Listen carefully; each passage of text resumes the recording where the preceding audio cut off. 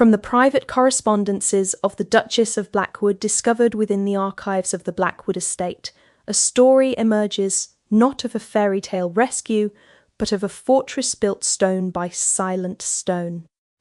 It began in the winter of her suffering, a season that had lasted 7 long years. Ilara, Viscountess Aldridge, existed in a state of quiet erasure. Her life was a tapestry woven with threads of neglect and muted cruelty, housed within the chilly London townhome that had been her gilded cage for 5 years. The marriage had been a transaction, her dwindling family's name and meagre dowry exchanged for the hollow protection of Viscount Aldrich's title. He had taken the dowry and spent it, and now considered her little more than a piece of inconvenient furniture he was forced to dust around. The silence in the house was a living thing, broken only by the ticking of a grand but untended clock in the hall and the distant mocking laughter of her husband as he entertained his friends, or, more often, his mistresses. Her only sanctuary was a small, almost secret garden she had cultivated on a forgotten section of the roof. There, amongst the stubborn winter roses and resilient ivy, she could breathe. Her fingers, often raw from the cold and the soil, were the only part of her that felt truly alive. It was a world of her own making, a stark contrast to the stifling drawing rooms below, where the velvet was faded and the air thick with the scent of decay and disappointment. Aldrich called her plain, sensible, and in his crueler moments, a barren ghost haunting his halls. He was not entirely wrong. She had learned to make herself invisible, for visibility in his presence invited only scorn. The impending Blackwood ball was a storm gathering on the horizon. It was the social event of the season, hosted by the enigmatic Duke of Blackwood, a man spoken of in whispers. They called him the Iron Duke, a phantom who had retreated from the world after a great tragedy a decade prior, and now ruled his vast empire from the shadows of his Gothic estate. Aldrich, whose debts were a serpent constricting the life from his finances, saw the ball not as a social engagement, but as a hunting ground. "You will attend, of course," he had stated, not looking at her as he polished a signet ring on his waistcoat, "and you will make yourself scarce. Miss Covington will be there. Her father's shipping interests are considerable." Ilara had simply nodded, her heart a cold, hard stone in her chest. Miss Covington was the latest heiress, a vibrant, laughing girl with a fortune that could float a navy. Ilara was the inconvenient wife who stood in the way. She knew her purpose at the ball was to be a silent, drab backdrop against which his courtship of another woman could be enacted. She was to be the living embodiment of his marital burden, a performance designed to elicit sympathy and hasten the whispers of a potential annulment. She felt a familiar, weary ache settle deep in her bones. It was the ache of being perpetually undervalued, of having her worth measured and dismissed in the same breath. She retreated to her rooftop garden, the damp air a balm on her feverish thoughts, and tended to a rosebush that refused to die, its thorns a small, sharp promise of defiance. The ballroom at Blackwood House was a galaxy of light and sound, a breathtaking assault on the senses. Chandeliers dripping with 1,000 crystals rained down a golden light that made jewels glitter like captured stars and turned the silks and satins of the gowns into flowing rivers of colour. The air was thick with the scent of beeswax, expensive perfume, and the hothouse flowers that cascaded from every available surface. It was a world of staggering opulence, designed to assert the Duke's immense wealth and power even in his absence from the main floor. For Ilara, clad in a pale grey silk that had been mended twice by her own hand, it felt like drowning in a sea of impossible beauty. Viscount Aldrich, resplendent in a waistcoat of peacock blue, had abandoned her the moment they arrived. He moved through the crowd with the predatory grace of a jackal, his eyes fixed on the giggling diamond-draped figure of Miss Covington. Ilara watched him for a moment, a clinical detachment settling over her. She saw him not as her husband, but as a stranger, whose ambitions were as shallow as his heart was cold. She felt no jealousy, only a profound and hollow sadness for the girl he was targeting, another life to be consumed for his own gain. Seeking refuge from the crushing weight of the crowd, Alara found a small, shadowed alcove behind a marble pillar draped in ivy. From here, she could observe, without being observed, a skill she had perfected over years of social effacement. It was from this vantage point that she heard the voices, Aldrich's smooth, conspiratorial baritone, and the sharp, cutting tones of his mother, the Dowager Viscountess. "She is a ghost, my dear," the Dowager was saying to a nervous-sounding Miss Covington, utterly forgettable. Aldrich's one youthful mistake, a contract made to appease her dying father. It has been a burden, I assure you. "But she is your wife," Miss Covington murmured, a hint of unease in her voice. Aldrich laughed, a sound as brittle as breaking glass. "A wife in name only, a barren, mousy creature who prefers dirt under her nails to diamonds on her fingers. The marriage is a farce. In a few months, with the right ecclesiastical persuasion, it will be as if it never was. And then, my dear Miss Covington, we can discuss a union built on a far more robust foundation."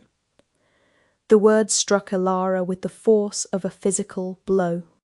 She had known his feelings, had lived with his disdain for years, but to hear it laid bare so clinically, so cruelly, as part of a sales pitch to her replacement, it stole the air from her lungs. Barren, mousy. A mistake.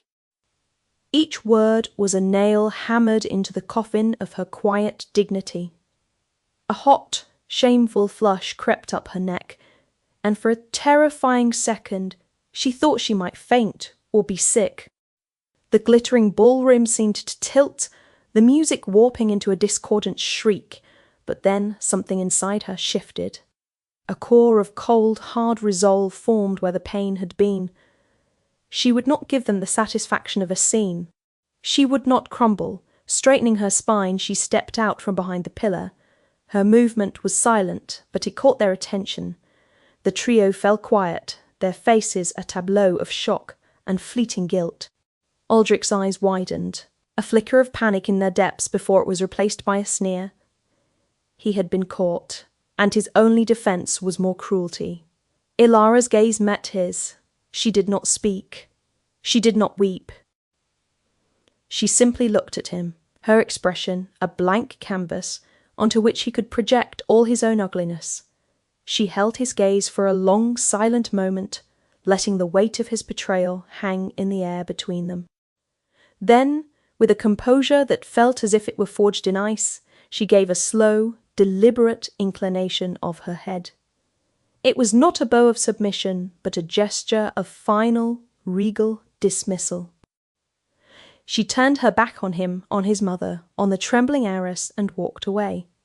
She moved with a preternatural calm, her steps even, and unhurried as she navigated the glittering throng. She did not know where she was going, only that she needed air, that she needed to escape the gilded cage that was suddenly, suffocatingly small. She headed for the French doors that led to the grand terrace, each step a silent declaration. They had not broken her, they had merely set her free. High above the shimmering sea of the ballroom, on a shadowed balcony that was almost part of the Gothic architecture itself, a lone figure stood motionless. Alistair, the Duke of Blackwood, had been observing the proceedings with a glacial detachment. He loathed these events, these pageants of avarice and vanity, but his presence was a required assertion of his station. From his vantage point, the people below were like exquisitely dressed marionettes, their movements predictable, their motivations transparent. He watched them all with the weary cynicism of a man who had seen the absolute worst of human nature. He had noticed the Viscountess Aldridge the moment she entered. In a room screaming for attention, her quietness was a roar. He had noted her mended gown, the way she held herself with a fragile grace that seemed at odds with the predatory atmosphere of the room. He had seen her husband, the Viscount, discard her like a worn-out glove. For years, Alistair had been peripherally aware of her plight, another quiet tragedy in a society full of them. He had felt a distant, impersonal pity for her, but tonight was different. He saw the confrontation in the alcove. He could not hear the words, but he did not need to. He read the story in the Viscount's sneering posture, in the Dowager's venomous smile, and in the sudden, sharp stillness of the Viscountess as their poison found its mark. He watched, his hand tightening on the cold stone of the balustrade, expecting tears, a hysterical scene, a retreat into shame. It was the predictable path, the one he had seen 100 times. He did not expect her response. He saw her step from the shadows, saw her face, pale but composed, and saw the simple, devastating dignity of her final nod. It was not the act of a victim. It was the act of a queen dismissing a traitor. A profound silence seemed to expand around her as she walked away, a pocket of immense strength in the frivolous chaos of the ball. That single, silent gesture of defiance pierced through a decade of his own carefully constructed apathy. It was a glint of pure, unyielding steel, and it resonated with a part of his soul he had long thought dead. He moved then, a decisive, fluid motion that belied his reputation as a recluse. He descended a private staircase, his steps silent on the marble, his eyes never leaving her as she slipped through the doors onto the winter terrace. The cold night air hit her like a slap, a welcome shock that cleared the fog of pain from her mind. She wrapped her thin arms around herself, shivering, not just from the cold, but from the violent aftershocks of her humiliation. The distant music of the ball sounded alien and obscene. She did not hear him approach. One moment she was alone, staring into the dark expanse of the gardens. The next, a heavy weight settled over her shoulders. It was a greatcoat, impossibly warm and exquisitely made, lined with what felt like sable, and carrying the subtle masculine scent of sandalwood and cold night air. She gasped, spinning around to see the Duke of Blackwood himself standing before her. He was taller than she had imagined, his presence formidable, his face a study in severe, handsome lines that looked as if they had been carved from granite. His eyes, a startlingly pale grey, held an intensity that was almost unnerving. He did not smile. His expression was grim, almost harsh. "You are unwell, Viscountess." His voice was a low, quiet rumble, devoid of pity, but filled with an undeniable authority. "The night air will do you no favours." She could only stare, clutching the lapels of the coat. It was a shield, a sudden and unexpected bastion against the cold, both outside and within. She opened her mouth to protest, to thank him, to say something, but no words came. "My carriage will see you home," he stated, his tone leaving no room for argument. He gestured towards a small private side gate away from the prying eyes at the front of the manor. It was not an offer, it was a command, delivered with the quiet certainty of a man who was never disobeyed. He was not rescuing a damsel, he was executing a strategic manoeuvre, removing a piece from a board where it was in imminent danger. And for the first time in 7 years, Ilara did not question. She simply nodded and allowed herself to be led away from the battlefield. The interior of the Duke's carriage was a world unto itself, a silent, dark cocoon of rich leather and polished wood. The roar of the ball faded to a distant memory, replaced by the rhythmic clatter of horses' hooves on cobblestone and the soft creak of the suspension. Ilara huddled in the corner, the Duke's sable-lined coat still wrapped around her like a fortress. Its warmth was a profound comfort, a stark contrast to the bone-deep chill that had inhabited her for so long. The Duke himself sat opposite her, a formidable silhouette against the gaslit streets of London. He did not speak, did not pry, did not offer platitudes or suffocating sympathy. He simply existed, a solid, grounding presence in the chaos of her unravelling world.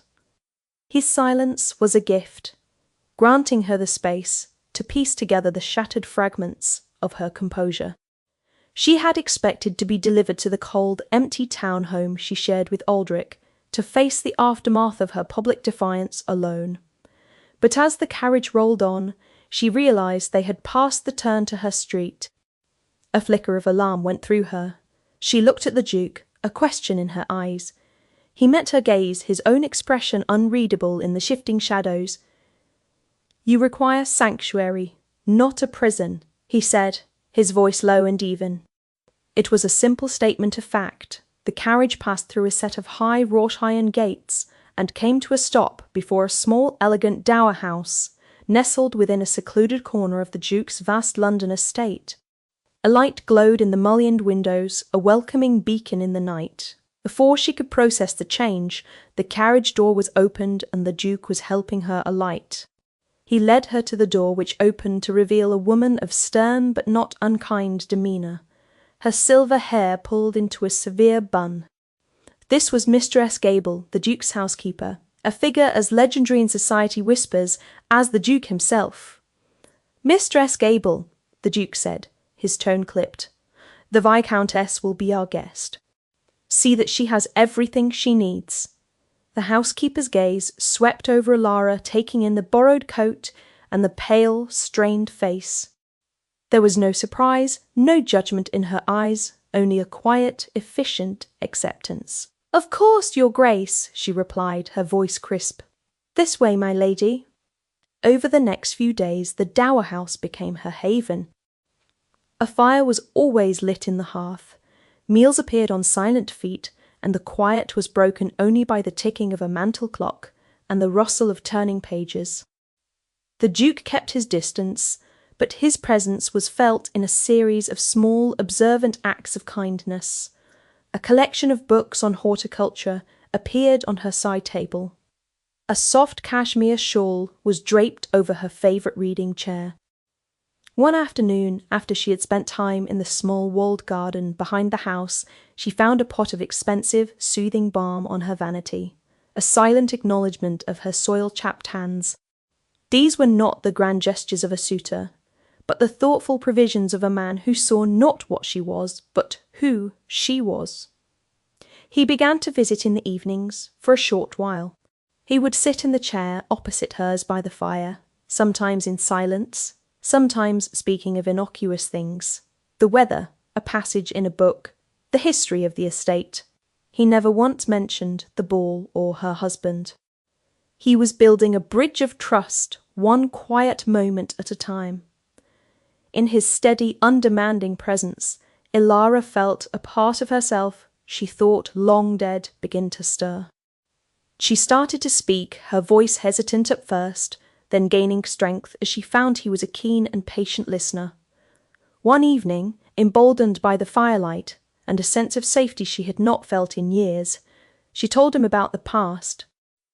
She spoke of a day 7 years ago, a day of profound grief, when her father had just passed, leaving her family on the brink of ruin. She had been sitting on a fallen log in a bluebell wood near her country home, weeping, when a young man on a black horse had found her. He had been a stranger, his face etched with its own deep sorrow, but he had stopped. He didn't say much, she recounted, her voice soft with the memory. But he looked at me, truly looked at me, and said something I never forgot. She paused, her eyes on the flickering flames. He told me, courage. People of true worth are never forgotten. It was a promise that someone, somewhere, saw value in me. I held on to that promise. Your Grace. Through everything. She looked up at him then, a hopeful, questioning light in her eyes. She saw a flicker of something in his expression, a deep, shuttered pain, before his face became a mask of granite once more. There was a long, heavy silence that stretched between them, thick with unspoken things. He cleared his throat, his gaze dropping to his hands. Clear's throat. I do not recall the meeting, Viscountess. The words were delivered in a flat, neutral tone, but they fell upon her heart like a winter stone. It was the final, cruelest blow. The one small light she had carried in the darkness of her life, the secret hope that a powerful, kind man remembered her, was extinguished. It had all been a fantasy. A fleeting moment of kindness from a stranger who had ridden on and forgotten her existence as soon as she was out of his sight. Tears she had refused to shed for Aldrich's cruelty now welled in her eyes, hot and bitter. It was not his fault, but the disillusionment was a physical agony. She had not been waiting for a saviour. She had been clinging to a ghost. Alistair watched the hope die in her eyes, and it felt like a dagger twisting in his own gut. He had lied. He remembered the day with searing, perfect clarity. He remembered the girl with tear-streaked cheeks and fierce, proud eyes in the bluebell wood. He remembered the desperate need to offer a sliver of comfort, even as his own world was collapsing. Because that was the very day he had received the letter, confirming his deepest, most horrific suspicion that his young wife's fatal riding accident had been no accident at all. It had been an arranged murder by a rival who sought to destabilize him. The memory of the girl in the woods was inextricably bound to the memory of that soul-destroying betrayal. For a decade he had buried that day, and everything and everyone associated with it, in a deep, frozen crypt within his mind. Her words had just thrown the doors wide open.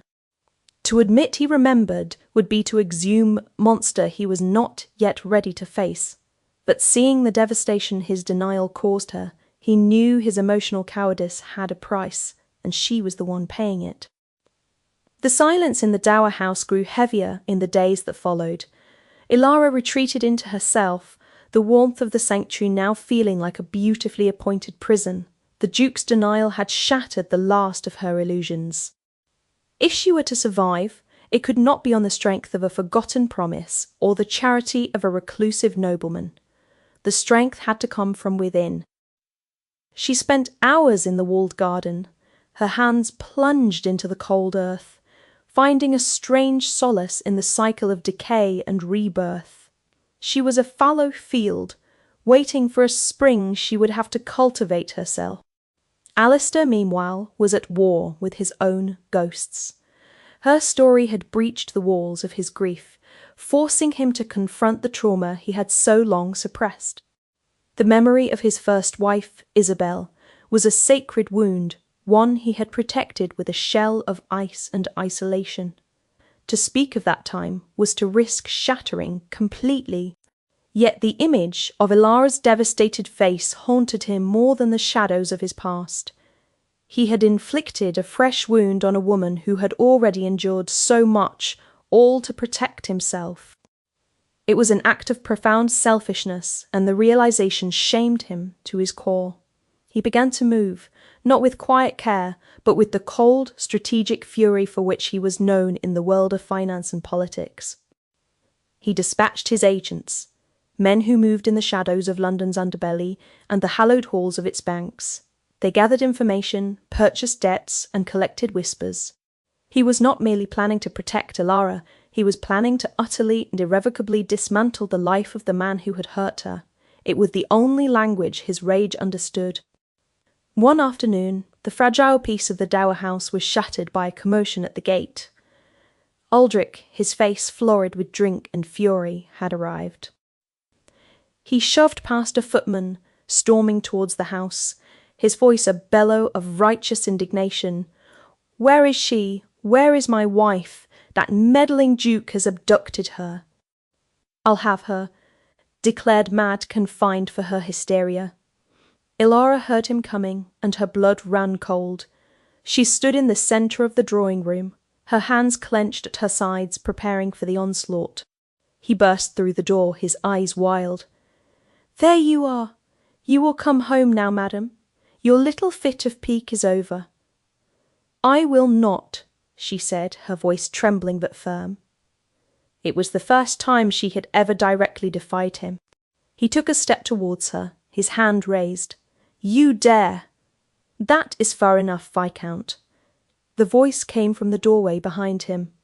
It was Alistair, the Duke of Blackwood. He stood there, not with the overt menace of a brawler, but with the still, lethal calm of an executioner. The sheer force of his presence seemed to suck the air from the room. Aldrich spun around, momentarily taken aback, but quickly recovering his bluster. "Blackwood, this is a domestic matter. You will release my wife to my care immediately." Alistair took a deliberate step into the room, holding a slim leather portfolio. "Your wife is under my protection," he said, his voice a blade of ice.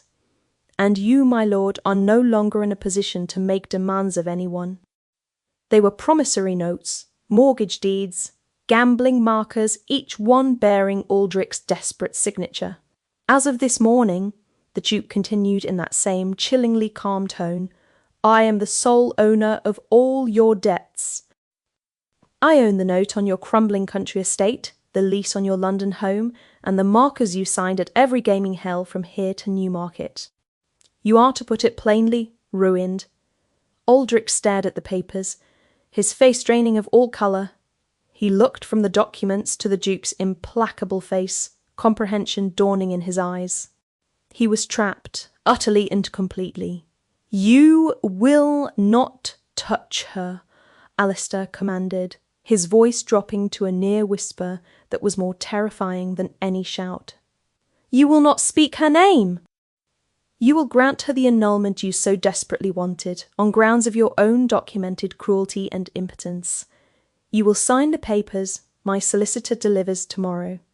If you refuse, I will not just crush you into dust. I will salt the earth where you once stood." Aldrich stumbled back, speechless, defeated. He cast one last venomous look at Alara before turning and fleeing the house. A broken and pathetic figure. The room was silent, save for the crackling fire. Alara stood, shaking, staring at the man who had just dismantled her entire world to save her from it. He turned to her, and the glacial severity in his eyes melted away, replaced by something raw and vulnerable. He crossed the room and gently took her hands in his. "Ilara," he said, her name a soft prayer on his lips for the first time. "I lied to you. I remember the girl in the woods. I remember her because she was a single point of light on the darkest day of my life." He confessed everything then, the death of his wife, the betrayal, the decade of frozen grief. "I hid from that memory because it was tied to so much pain. But you brought it back into the light, you—" He looked at her, his heart in his eyes. "This is not a rescue. It is a recognition. Your strength is a fortress, your spirit a thing of immense beauty. I do not wish to be your saviour." He paused, his grip on her hands tightening. "I wish to be your partner, be my Duchess Alara, not to be protected, but to stand beside me. Let my name be the walls around the formidable fortress you have already built." The proposal hung in the air, not as a lifeline thrown to a drowning woman, but as an alliance offered to an equal. In his eyes she saw not pity, but a profound and humbling respect. And in that moment she knew the promise made in the woods 7 years ago had finally, unexpectedly, been kept. The final reckoning took place, not in a courtroom or a solicitor's office, but where all such social executions occurred, under the glittering chandeliers of a royal gala. Society, fueled by the venomous whispers of the Dowager Viscountess, was rife with speculation. They painted Alara as an adulteress, a schemer who had ensnared the reclusive Duke. They painted Aldrich as the wronged husband. Alara knew that to enter that ballroom would be to walk into a den of lions, but this time she would not be walking alone. When she descended the stairs of Blackwood House, Alistair was waiting. He was dressed in severe black, a stark figure of immense power, but his eyes were only for her. She wore a gown of deep emerald velvet, a colour that spoke of life and resilience. The Blackwood diamonds, a river of ice and fire at her throat. When he took her arm, she felt not like a woman being escorted, but like a queen approaching her throne. Their entrance caused a wave of stunned silence to ripple through the assembly.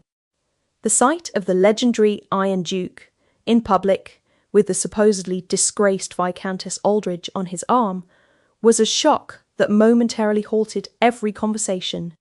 He guided her through the sea of staring faces with a possessive calm, his presence an impenetrable shield. It did not take long for the antagonists to make their move. Aldrich, looking pale and desperate, approached them with his mother in tow. The dowager's face was a mask of righteous fury. "Your Grace," she began, her voice loud enough for all those nearby to hear, "I must demand you release this woman. She is a viper who has poisoned your good name with her manipulations. My son is her husband, a victim of her treachery." Alistair turned to face them, his expression one of bored contempt. He did not raise his voice. He did not need to. "Your son, madam," he stated, his voice carrying with lethal clarity, "is a bankrupt profligate whose signature is worth less than the paper it is written on."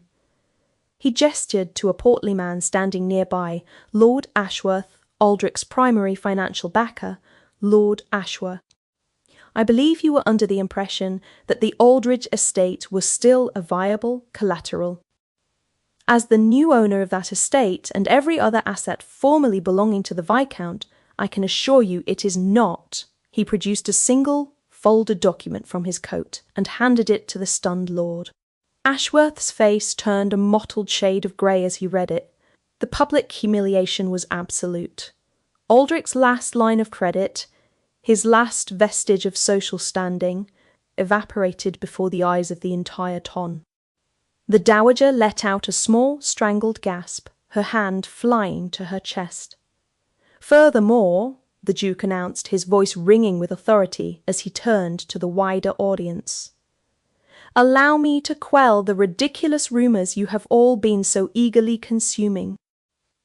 The annulment between the Viscount and Viscountess has been finalised, and I am pleased to announce my engagement to Lady Alara, the future Duchess of Blackwood."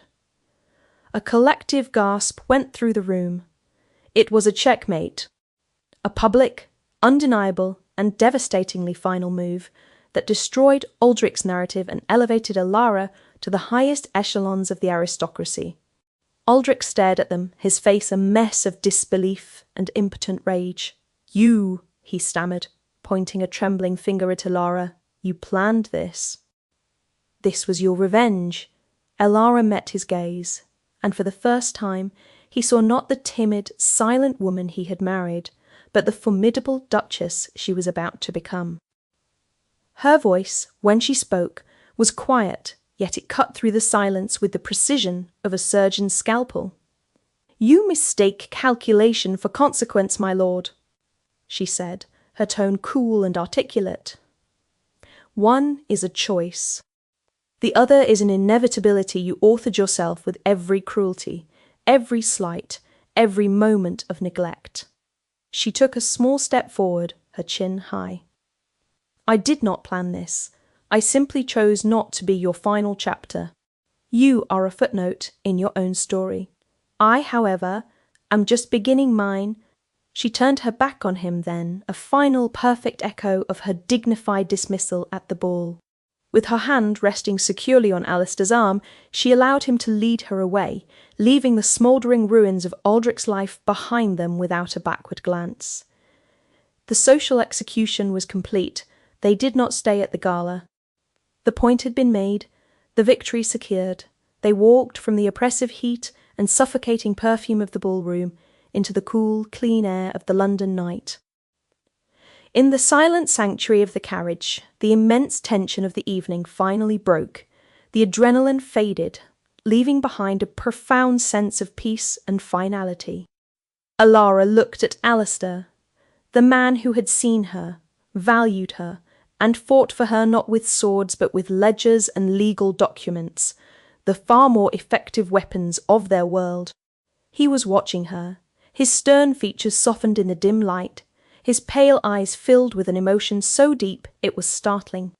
He reached across the space between them, his fingers gently tracing the line of her jaw. "I told you that you brought the sun into my life, Ilara," he said, his voice a low, rough murmur. "But it is more than that. I was a man living in a crypt, a monument to a past I could not escape. You did not just bring the sun, you levelled the stones and planted a garden in the ruins." His words were a confession more potent than any flowery sonnet. They were a testament to the life she had breathed back into his guarded heart. She leaned into his touch, her eyes closing for a brief moment. "And you," she whispered, "gave my garden walls. Alistair, you gave it a place to grow safely." He said her name then, a sound of pure reverence, and drew her closer. The kiss, when it came, was not a tentative exploration, but a profound sealing of their bond. It was a kiss of fire and relief, of promises kept and futures claimed, a passionate declaration of everything that had remained unspoken between them. It was the end of their separate battles and the beginning of their shared life. They were married a week later, in a quiet ceremony in the private chapel at Blackwood Manor, the Duke's sprawling country estate. There were no crowds, no grand pronouncements to the papers. It was a vow made between two people, witnessed only by Mistress Gable and the ancient stones of the chapel. Afterward, they retreated into the life they had chosen. Blackwood Manor became their sanctuary, a world away from the grasping, fickle society of London.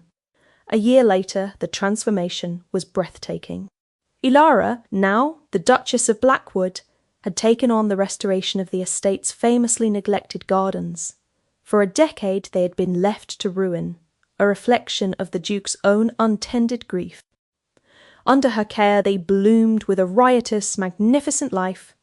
Terraces were cleared, fountains restored, and the legendary Blackwood roses, once thought lost, blossomed in shades of crimson and cream. She moved through her gardens with a vibrant energy, her face glowing with health and happiness, her hands often still smudged with rich, dark earth. Alistair was a changed man. The moniker of the Iron Duke was now spoken only by those who did not know him. With Ilara, the severity in his face was replaced by a gentle, constant smile. The shadows in his eyes had retreated, replaced by a warm, steady light. He was no longer a phantom haunting his own halls, but a man deeply, contentedly in love, who found more joy in walking through a rose garden with his wife than in commanding the fortunes of his empire. One crisp autumn afternoon, as they sat on a stone bench overlooking a newly planted orchard, a letter arrived from a friend in London. Ilara read it aloud, her voice calm and even. It contained the final epilogue of their former lives. Viscount Aldrich, penniless and shunned, had fled to the continent to escape his creditors and was last seen working as a low-level clerk in Brussels. The Dowager Viscountess, her social power utterly obliterated, had been forced to sell the last of her jewels and now resided in a tiny, damp cottage in the wilds of Wales, her bitterness her only companion. Ilara folded the letter and set it aside.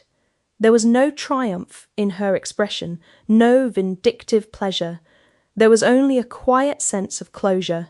That chapter was over, the book firmly shut.